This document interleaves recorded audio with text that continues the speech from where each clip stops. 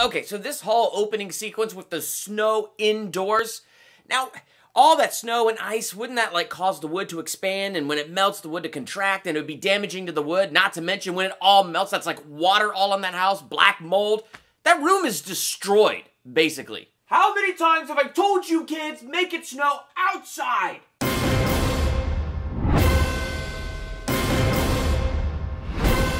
The heart is not so easily changed. Only an act of true love can thaw a frozen heart.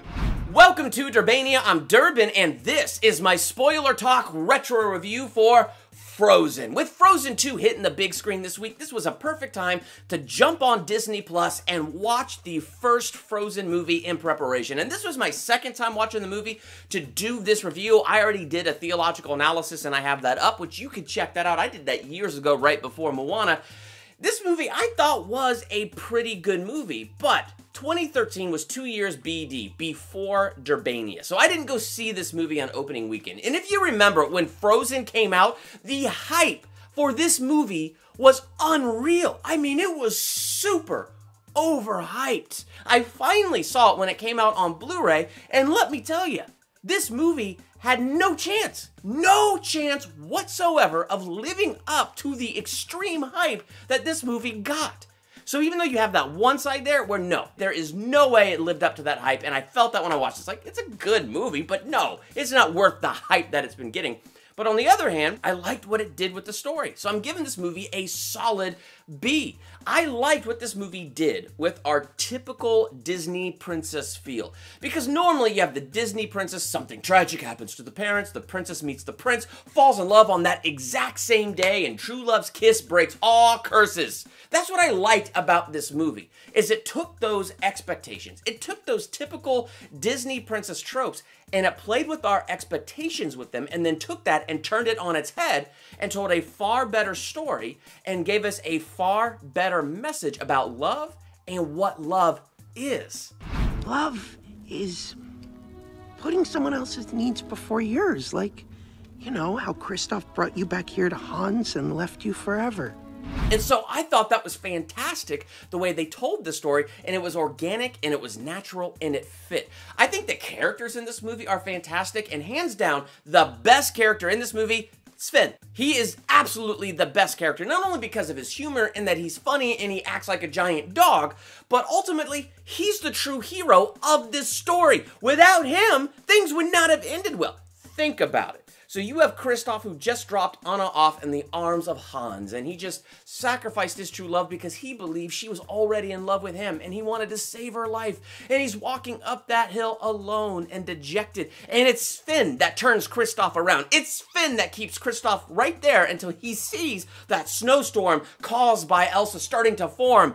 And so he races down that hill to save his Anna, his love. And as he's racing down that hill, it's Olaf that sees him and tells Anna, oh, he loves you. Anna goes outside, and when she's outside, she sees Elsa, and she sees Hans go to kill Elsa, so she sacrifices herself to save Elsa, which in turn thaws the frozen heart and breaks the curse, the act of true love. But that whole chain of events was initiated because Sven is the wisest character in this movie and would not let Christoph keep going in the direction he was going and turn that guy around. Sven is the real hero. And of course, my other favorite is Olaf. I just love Olaf. He is stinking hilarious. Plus, he's profound. Some people are worth melting for. And I love his positivity. Hands down, this is the best day of my life, and quite possibly the last. Oh, look at that. I've been impaled. But really, the most interesting aspect of the film in terms of its story is Elsa and Anna. And I think the beginning of this movie did it really good in that song where Anna really wants to go outside. She's so excited about finding love. And her song, it's all about the open doors. It's all about getting outside. It's all about letting people in and all of that. And then there's Elsa with her song singing about how conceal, don't feel, don't let them in. And it's just so interesting because it just illustrates kind of the real curse of this movie and what a real frozen heart is.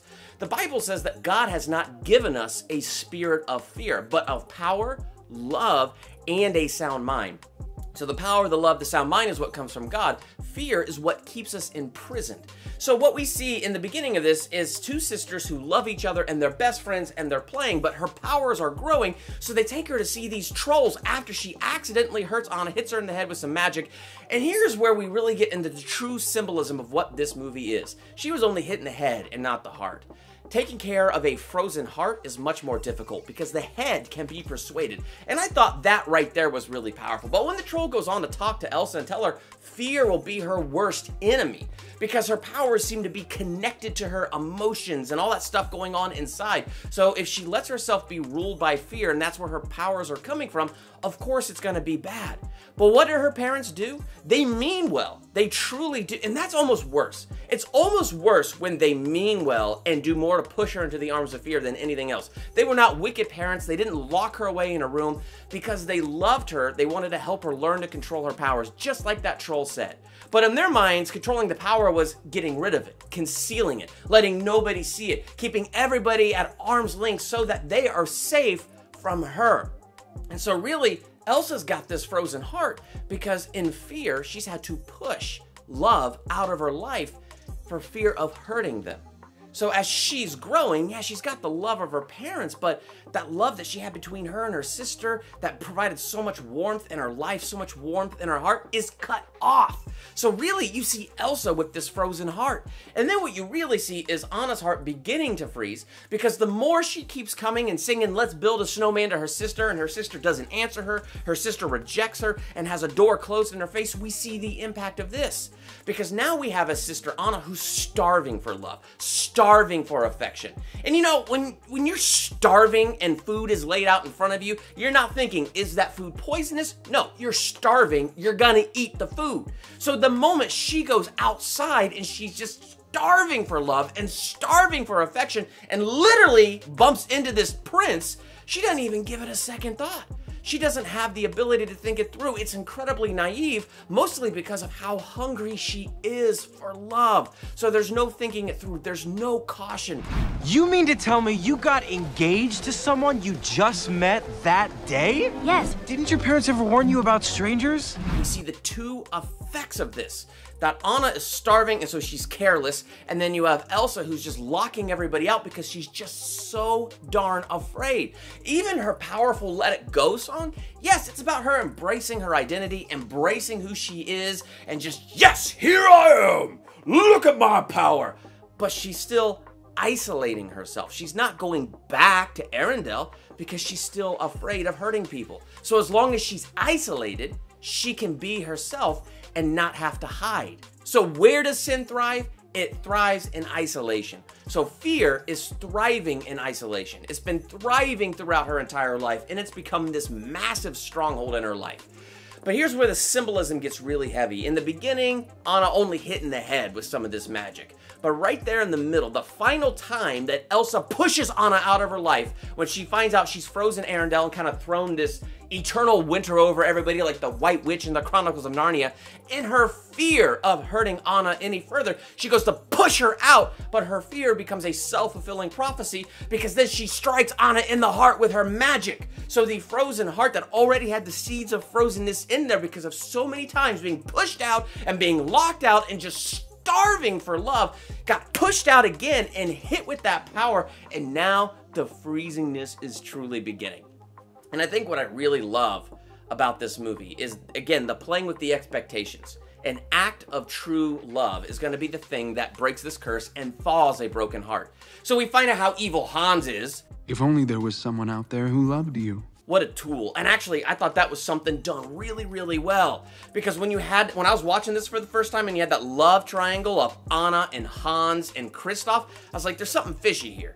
Hans can't be really that good of a dude, right? But it's interesting the way they play with that because he is the Prince Charming, and then all of a sudden, he's not just, you know, a bad person. He's like the villain, and he's got such an unbelievably frozen and dark heart. Like, this dude was just pure evil, and I feel like they did a good job concealing that until the end that he truly was a wolf in sheep's clothing. And in her desperateness for love, she didn't recognize it and didn't even want to. But I love what really broke the curse wasn't Elsa's sacrifice of love, wasn't anybody else's sacrifice of love. It was a choice that Anna made. No matter how many times her sister rejected her, no matter how many times her sister pushed her out, Anna saw the best in her sister and loved her sister. And it was the agape love. Agape love is the God kind of love. It is the love that is unconditional. And Anna loved Elsa with agape love. What I love about this is we see conceal, don't feel, suppress your feelings, hold everybody out at arm's length for fear of hurting them. See, fear isn't from God, it's slavery, and it makes us slaves. Fear and suppressing the feelings only brought an eternal winter upon Arendelle. That's all that did. But we see here, Anna had to have felt afraid when she saw Hans coming at Elsa with the blade. She had to have felt afraid about standing between Elsa and the blade. But there's a difference between feeling afraid and being afraid. We can feel afraid. We all have those emotions, period. But when she knew what was right and had that agape love for her sister, that was courage where she didn't succumb to fear and become afraid, but she stepped out and saved her sister. And that act of love thawed the heart, which gave Elsa the revelation. It's love that is going to end the winter all around Arendelle.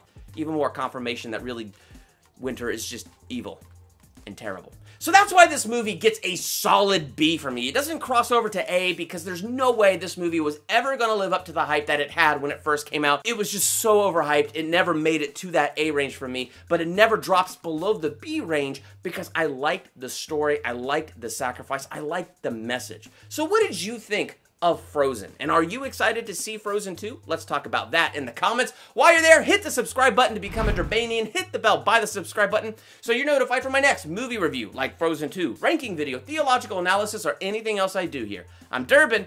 Thanks for checking out Durbania.